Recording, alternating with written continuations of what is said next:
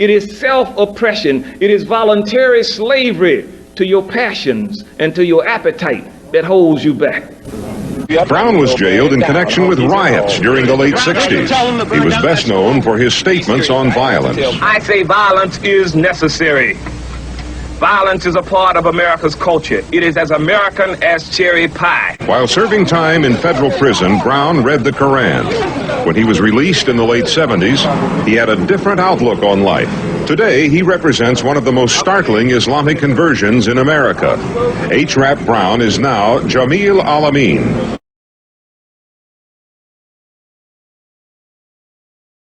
It is necessary that we begin to deal with what is called the nafsi amaral, the evil of self. If you can't beat yourself, you can't beat nobody else. And this is what the crux of the Islamic program is about. It is dealing with the evil of self. Allah says, verily he will not change the condition of people until they change that which is in their hearts. And then he does not leave it at that. He gives them a program that will bring about the change, that effectuates change. And that program is built upon what is called the 5 pillars of Islam. The first being what is called kalima shahada, the declaration of faith, the bearing of witness to the unicity of one God, that there is no God but one God. He has no partners, he has no associates, he has no son. Allah say, far be it for him to have a son when he has no mate, he has no consort. For him to create is no more than to say be, and it is. He says the likeness of Jesus is that of Adam. He said be, and he was. The unicity, the Godhead being that there is one. This is a part of the purifying agency that Allah subhanahu wa ta'ala has given to man. And the other part of the formula is that Muhammad is his messenger, which is not a denial of the messengership and the prophethood of those who preceded him. But it is in fact a testimony and a statement that Allah has invested in him, a program that will bring about the change that Allah says he will be pleased with.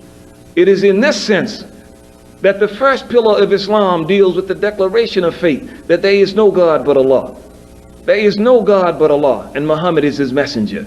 The second being prayer, 5 times a day. The Prophet, peace and blessing be upon him, told his companions, if a man were to bathe himself in a stream 5 times a day, how much dirt would be left?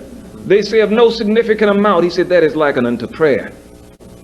Fasting, Allah subhanahu wa ta'ala says that He has given us fasting. He has commanded fasting on us as he has commanded it on those before us, that we may learn self-restraint. And in terms of the other pillar of Islam that deals with charity, zakat. Zakat literally means to take from what you have to purify that which you keep. The whole concept of developing a social consciousness. When we look at the other pillars, they dealing with self. And dealing with self in such a manner that we put ourselves in check and we begin to discipline ourselves around the strengths that we have. But then the whole sense of charity begins to push us into another era of wanting for our brother what we want for ourselves. The whole sense of being socially conscious. To be able to understand that whatever we have, the poor has a right in it. You become a socially cohesive force. Because again, the whole sense of ignorance does not exist individually. Ignorance is an organized force, and it has to be combated in that manner with a force of enlightenment. Then there's the pillar of Hajj, or the pilgrimage. And the pilgrimage is the symbolism of what happens on the Hajj, is that there's an application of all of the other pillars, all of the other practices. One gets a chance to come together in the universal community of mankind. And so in understanding this, we get a better perspective of what the battle is and who the enemy really is. If we see the enemy in terms of color, then we will be misled as to how to be effective in fighting. Everybody can fight, but everybody can't win. There's a way to fight. There's a way to win. And again, in viewing as to who the enemy is, those people, the people who we fight against, or those forces that we fight against, have never been blinded by racism. They've never been blinded by racism. When they fought Indians, they used Indians.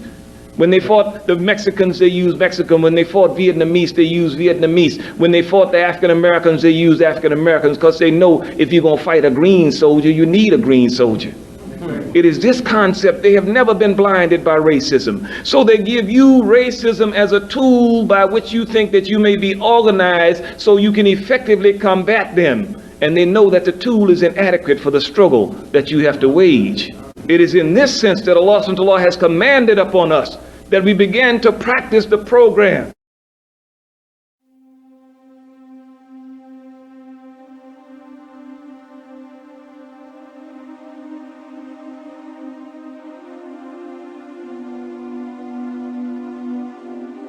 You contacted the Federal Bureau of Investigation and told them that you had committed a murder and were involved in the shooting of a cop in March of 2000 in Atlanta, Georgia.